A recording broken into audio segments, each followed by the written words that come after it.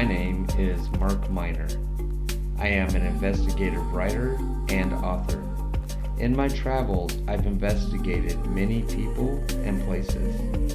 Watch as I seek out stories that are typically outside of the box of normal. I am the Seeker.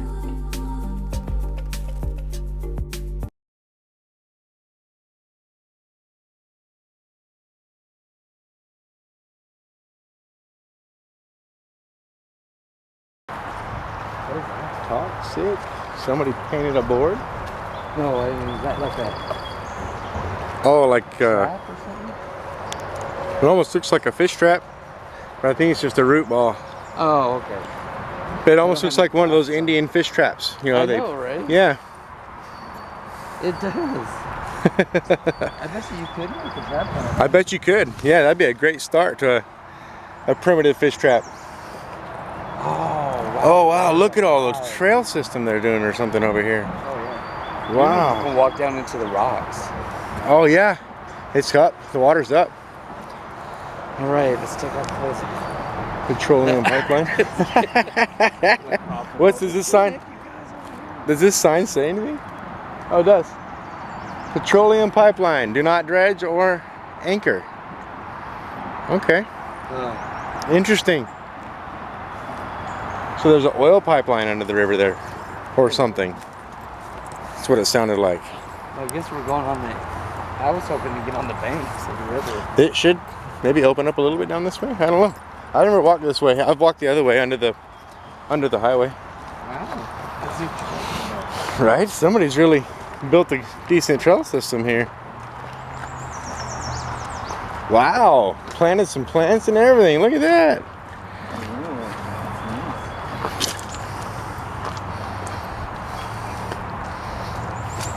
Put in a little runner walkway. A blanket there. The lumps.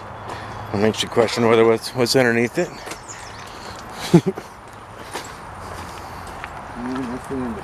Oh, and there's a pot right there. Look at a plant pot.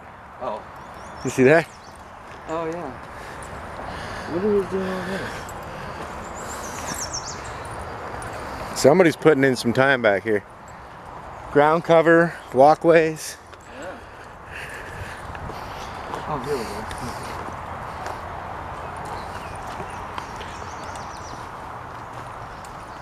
They're doing a pretty good job. I like the way they did the stick. Yeah, the little like barriers.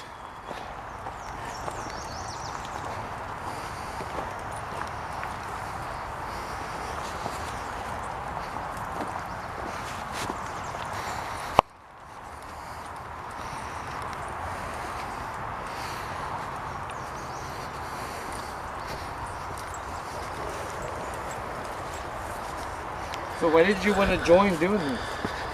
Oh, because I love getting out and about. I love exploration, learning new things, finding old buildings.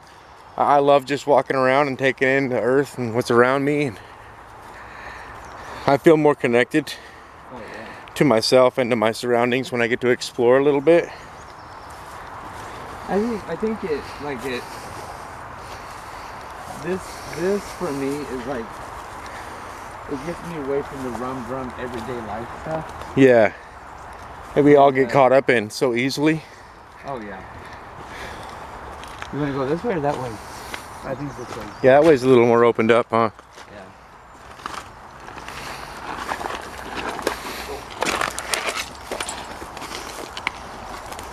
Oh. Take the high road. This is why he's got all the brain. I don't know about that.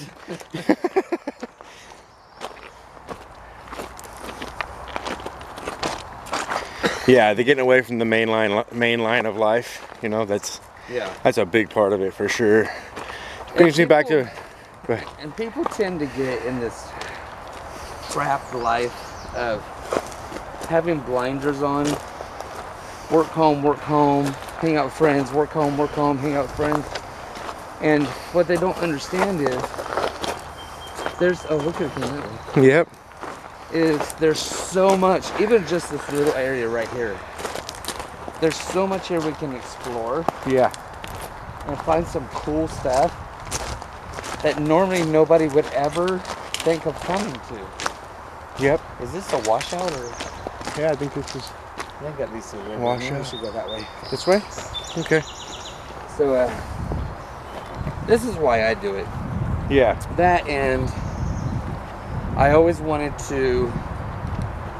I knew there was more than normal life existence. I don't know how to say that. Like, people think, so we live in such a two-dimensional world, and then once in a great while we touch on the three-dimensional, but people refuse to go into the four-dimensional of it. Which is kind of like the unknown, you know? Yeah, no. For sure. So, I'm like, do vampires really exist? Yeah. If they do, well, how do they exist? Yeah. What can we learn about them? Yeah, exactly. You know? Did you have to Wow, go to the that's bathroom? so pretty.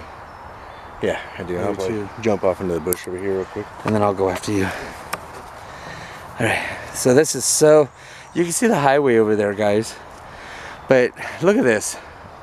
I'm not gonna point out where Robert's going in case he's using the bathroom. I'm gonna go right after him. But this is Oregon, guys. And I know I always say that, but this is probably 20 miles from my home, out in the wilderness. And it's just beautiful, especially this time of year. You know, and in the fall, these are blackberry vines. And eventually they'll be, in the fall there will be blackberries on them. And I come out and I pick them like crazy. I do like Ziploc bags full of them and freeze them, because I make them into jellies or put them in my ice cream or cakes or cookies or something like that, whatever. They're free, why not, right? So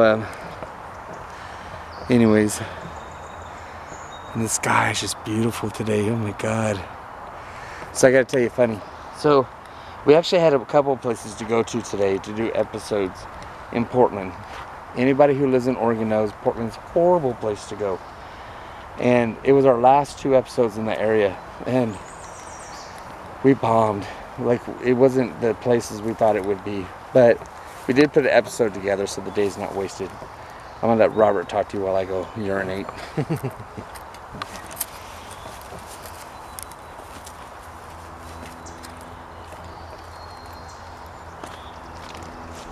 Yeah, I think it's been a pretty good day. We got to go out to Kinton and Shoal and do a little exploration.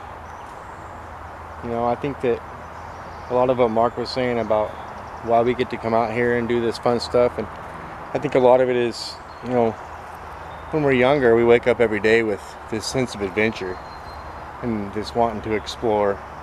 And I think that as we get older, you kind of lose sight of those things. Life gets a hold of us, jobs get a hold of us, kids get a hold of us. But I think that it's important to try to keep in touch with that child inside, and to want to explore and to want to get out there and see what the world has to offer. There's just so much, you know, more than we could ever really get to see in one life. So I think that this is a big help for everybody. You know, shows you what's out there. We get to learn what's out there, and at the same time we get to keep the little kid inside. I think that's important. You know, I think that a lot of the joys of being out in a place like this is when we were kids, you know, before we took on all the responsibility of being adults, we woke up every day with this sense of adventure. We want to explore. The world could offer us anything, you know, but as life goes on, we kind of get tied up in our jobs. And dude, I'm telling you right now, if I was 9 years old standing here right now, I'd be building a fort right over there. Oh yeah, I'd be running the trails, dude, looking for everything cool and I know, building trails. Be hanging ropes, playing Tarzan. Yeah, you know it. Yep, it's that sense of adventure that, you know, it's almost like we keep it, but it's like we lose track of it. Yeah. You know? We get weighed down by everyday life. Yeah, yeah. And you can't lose that part of yourself. No, it's important to try to keep a hold of it and exercise that little kid inside. Yeah. It gives you a sense of wanting to live again. For the people that, you know, struggle with getting out of bed, that struggle with getting out and about, holding on to that little kid inside is kind of, you know, a positive. Oh yeah. For sure.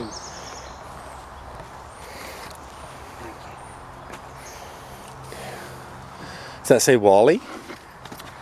It almost looks like it says Wally. Almost. Wally? Yeah. Etched in Yeah, the etched in the log right there. Oh. It says Doug right there. Doug. All right. That reminds me of a Nickelodeon cartoon. All right. He's a little more limber than I am. Thor's. These are all blackberries. Did you know that blackberries are not native to Oregon? Really? Some schmuck from England thought, hey, let's go to the west and put these berries here. And now we can't get anywhere in Oregon without getting thorns in our eyes. Right. So they were brought over like the nutrients. Yeah. Wow. And it's just taken over. I would catch that motherfucker at the shipping dock. Whoop his ass. Keep your blackberries out of here.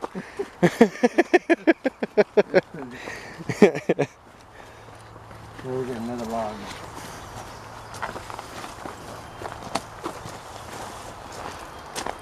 Oh yeah, we're pretty close to the river. Oh yeah, it's starting to open up again.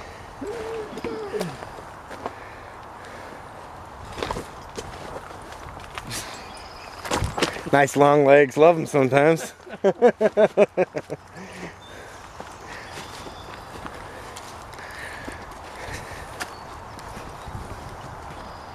Another reason why I like coming out here is this gives me energy. Yeah. I can feel it on the plants. I can feel it on the trees.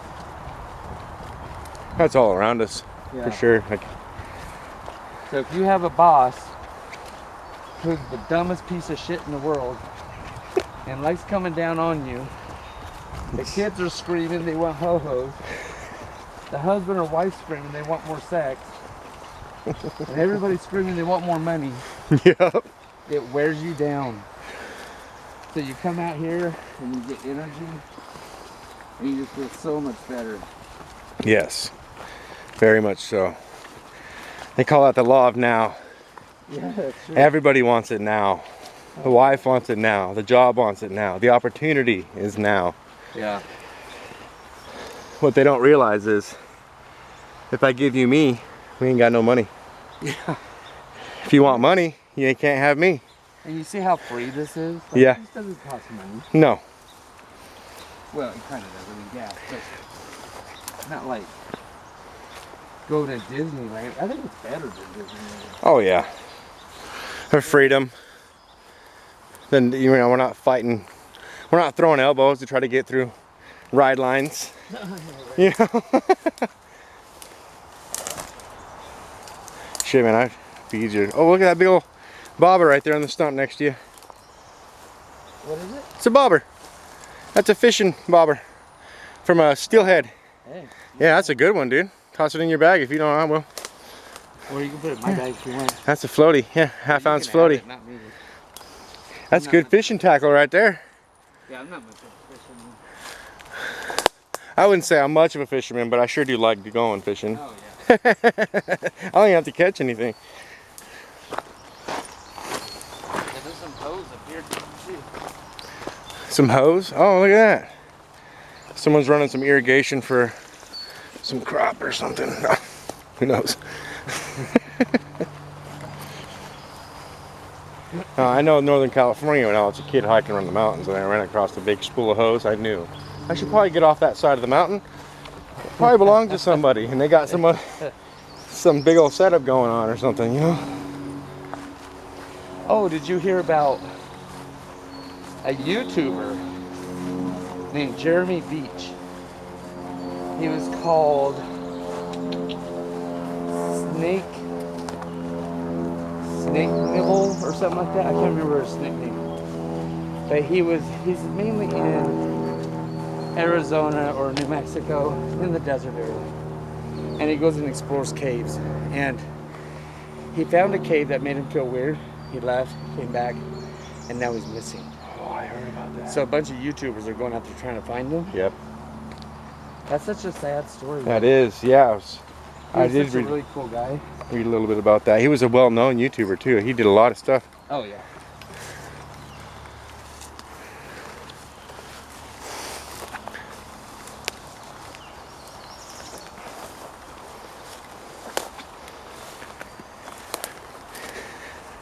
And yeah, you just never know what you're gonna find in places like this, you know? And yeah, growing up on the Russian River, I'd find cars on the embankment all the time. License plates in the river.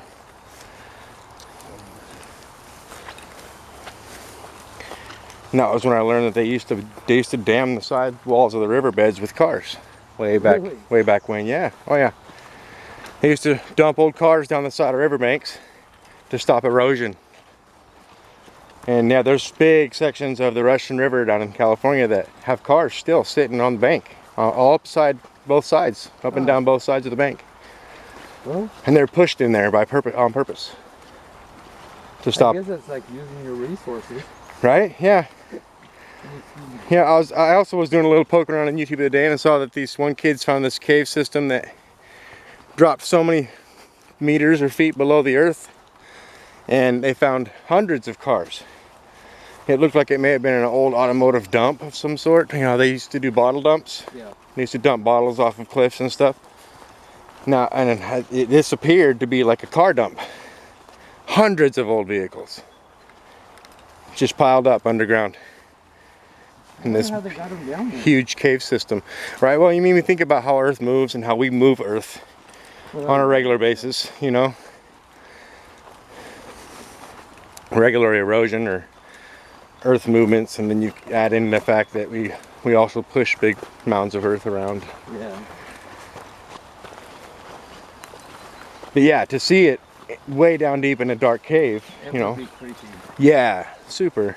You'd be like, whoa, how did this And get I feel here? like there's always an answer to those things.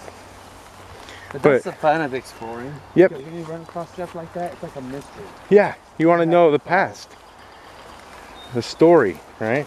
Yeah. The story is what intrigues us. Like the place we went today. You know, now we got a picture of that teacher Yep, and a name. and a name. So now See? I can just go and have fun and start doing research. Yep. Now our story will get more in depth. Oh yeah. We'll learn more about the Kinton school from 1900s, you know. That's cool, right? Oh yeah, look at that, water's moving. Oh, there's a bank. Nice, there's the rock bank we've been looking for.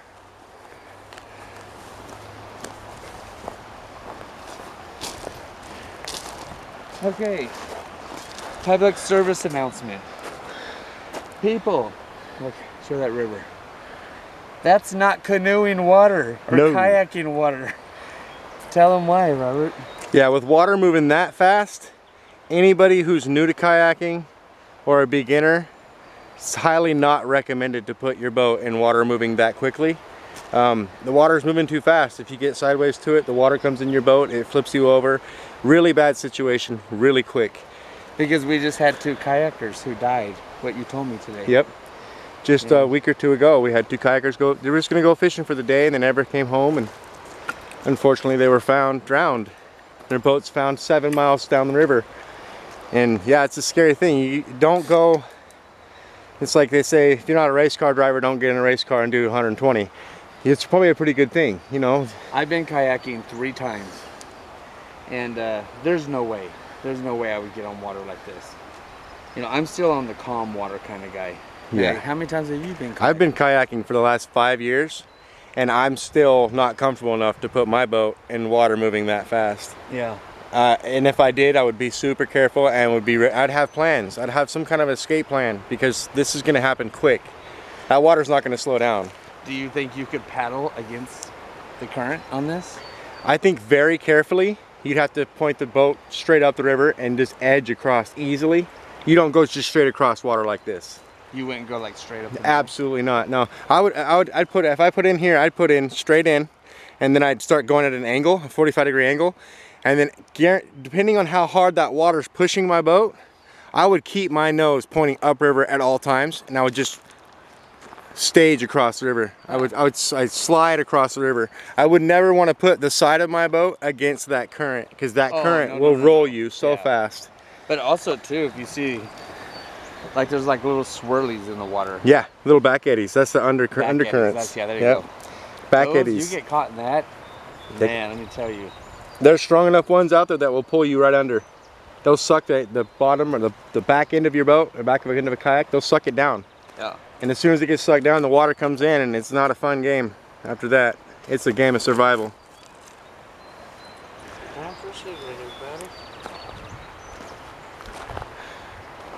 Yeah, see, if you put in here and you just went with the current and you just enjoyed the current, let the current push you at whatever rate it's pushing, you might be all right. But the minute you try to turn around or go against that current, the whole game changes. Yeah. The whole game changes. It's a survival game. And you can see the big rapids right over there coming off that bank. Right, yeah, you can see in the white water over there. I don't know why anybody would want to even try it. Well, it's an adrenaline rush.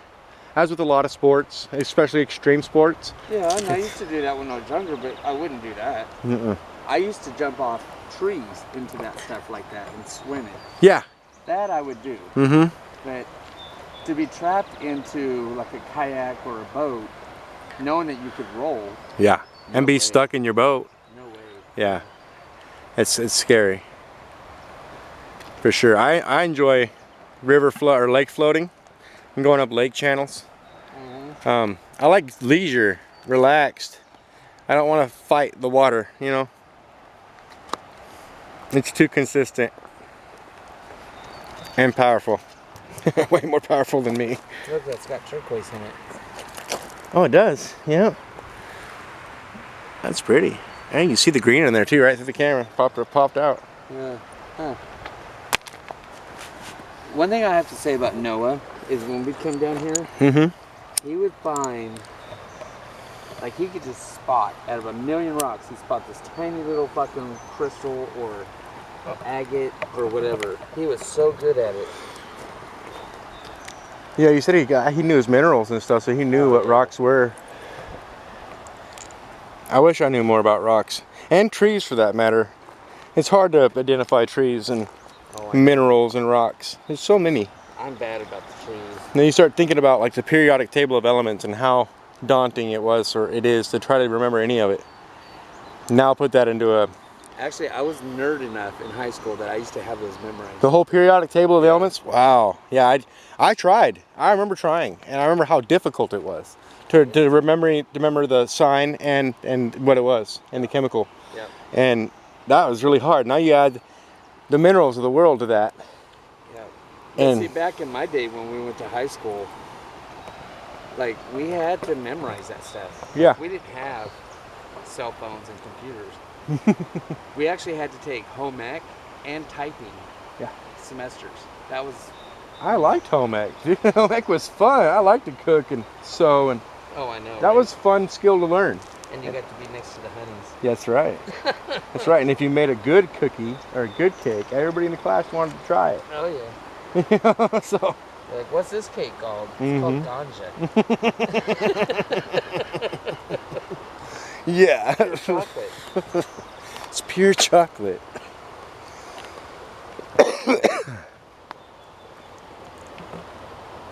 Oh, what is that? Oh, it's a log, isn't it? See how it's kind of like raised out of the ground right there? Oh. Is that a log just shaped like that? Yeah, it's like driftwood. It's got quite the curve though. Caught my eye. See, this guy likes curves. I can't help it. That's pretty cool. Yeah, the driftwood like that reminds me of the beach. The beach, the ocean. My aunt used to, every time we go to the coast, she'd always want some driftwood to bring home. Yeah. Oh, I was sitting on this fucker. Look at that. Whoa. I know my ass didn't cause that, but that's interesting. Yeah, it is. It's fun.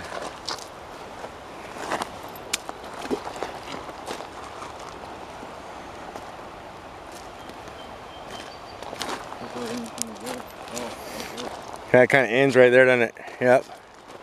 Turns into a sandy beach. I can't believe people actually swim in this. Yeah, this is Wyoming, isn't it? No, Huh? this one? This is the one? Yeah, this is the one on it. Yeah, this is the one that has a bad past. In general. Man, that water is going fast. Dude. Holy crap. Yeah. Yeah, and I was like, I was pointing out over there, you can see white water up there. And on against the bank over there, look at that back eddy. That's a huge back eddy right there. Holy crap. You see it going into that cove over there? Wow. What's that? Looks like a train trestle board or something going into the water over there, doesn't it? Some kind of. My glasses on. Looks like a big 8x8. Looks like a train trestle. I think this is a tree farm across the way. Creosote log or something. Huh. What's funny is if you walk there, you can find shells. And we're, how far? Probably about 80 miles away from the coast. Yeah, quite a ways.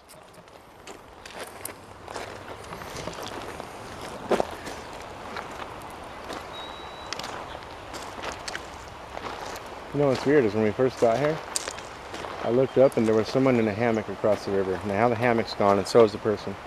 Really? You think you got that on film? Yeah, maybe. One time I got one of my glasses. It was a green hammock. It was a green hammock. It was hanging out. Right in the tree right there. It's kind of shiny. Oh, so it's a pair of sunglasses. Oh. It's a pair of sunglasses. The arms are hanging down. And you can see the lenses are pointing straight up. They're still good too. Yeah. It's deep. Yeah, that's a trip, dude. Like right there. Right there from that tree, there was a green hammock. And there's nobody. And there was someone in it. And it was moving or flapping in the wind like somebody was in it. Had a shadow and everything. It might be on film here when I first walked down here. I never have to find it when I didn't hear anything. I didn't make a point to point it out because I didn't want to, like, you know, draw attention. Ooh, I would have. I should have. It's kind of hurt. Because, oh wait, there he is.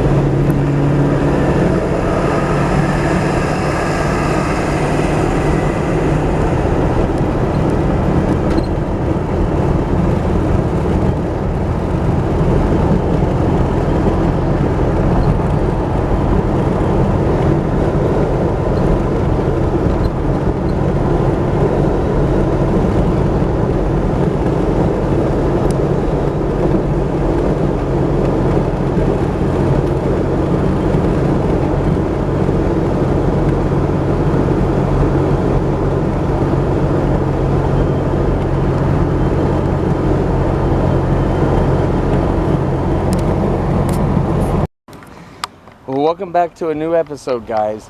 So we're in Kinton, Oregon, and this is, of course, a partially abandoned town.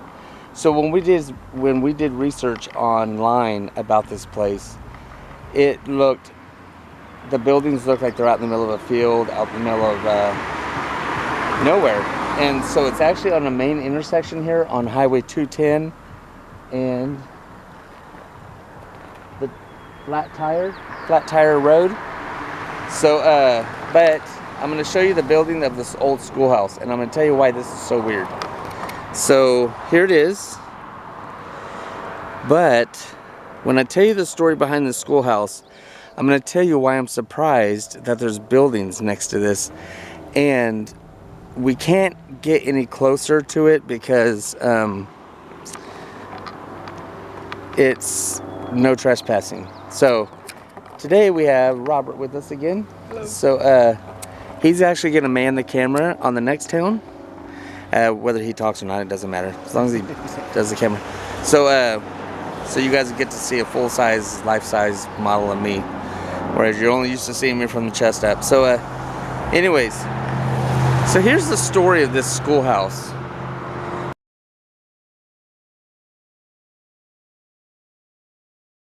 This schoolhouse, I don't know when it was, what year it was built, but back in the day, I'm gonna say early 1900s, maybe 1910s, 1920s. This was a very functional schoolhouse, and for this very small town of Kinton, as you can see, and all the kids went to school here. It's like a one-room schoolhouse. Looks like there was a later addition put on, maybe back in 1930, 40. It looks like by the wood.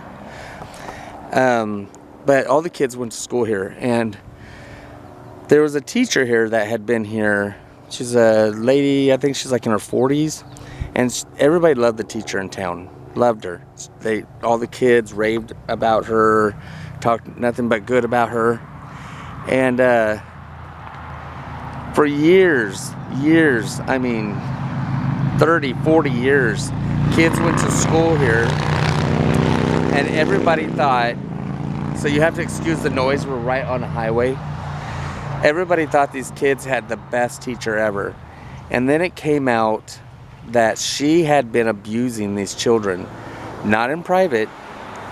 So when these kids were in this one-room classroom from kindergarten till 12th grade or whatever they went to back in the day, most of them didn't graduate high school because they had to work the farms. When some kids were in class doing their schoolworks, she would pull certain kids aside in the same room and do really bad acts to them.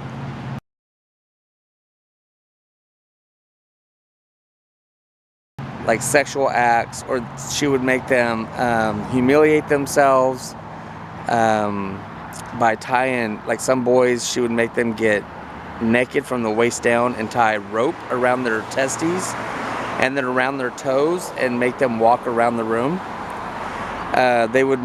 She'd make girls insert things into their vaginas. She would make some kids eat chalk, and all the other kids that weren't being put through this would keep quiet because they knew that if they spoke up or if they laughed or chuckled or something, they would be next. And so this happened for a long time. When it came out, the town came together and sought after the teacher. And I don't really know what happened to her. I think she might have went to jail or prison. I don't know, because they don't talk about any kind of hanging or going after her, setting her on fire or anything. So, but she put a curse on this schoolhouse. And supposedly, if you go up and touch this schoolhouse, it's supposed to curse you and the town. So that's why, now hearing that story, now you understand why I'm surprised there's buildings next to it. And I can kind of understand why they have it sectioned off, because they don't want people going up there, I guess. But let's kind of walk down a little bit. But so we're gonna see different aspects of the building.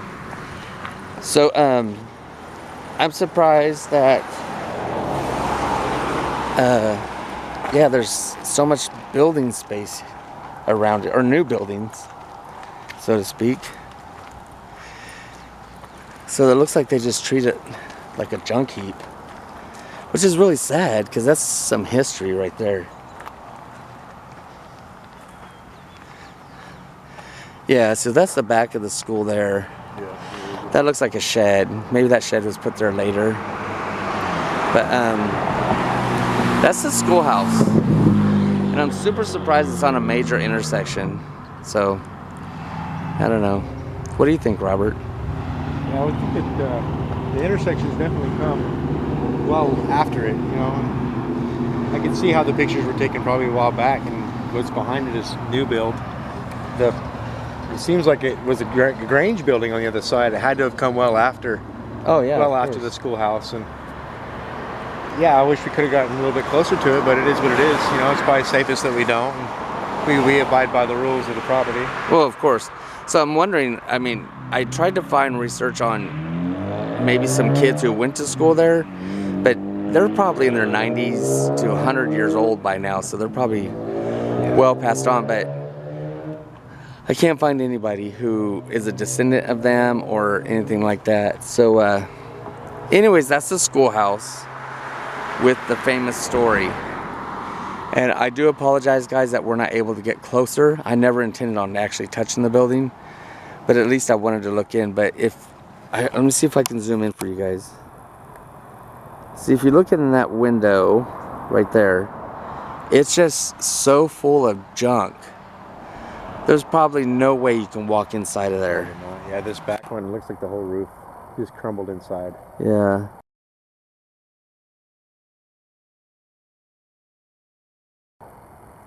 That one looks pretty open on the inside. Yeah. It's hard to say what's piled up in there. But that's it, guys. So we're gonna kind of cruise the area because there's other old buildings. Here's one over here. I don't know what that is. I think that's just a barn, though. Old feed barn or grain. Yeah, we got cars driving by. Sorry, guys. But yeah, that's like an old barn. Yeah, like what'd you say? Like a feedlot? Yeah, feedlot or a grain barn or something like that. Yeah. All right, so this is kind of a short video. Maybe we'll find some other structures I don't necessarily have any kind of information on. I was really hoping we could get more time with the schoolhouse and the such, because it's a really interesting story. But let me know what you guys think. Like, leave in the comments, and let's do some further research and see if we can find out what happened to the teacher and what happened to the kids. Maybe we can find a graveyard near here, and maybe that'll give us a little bit more answers. All right, guys, so I'm gonna let you go and talk to you in a little bit.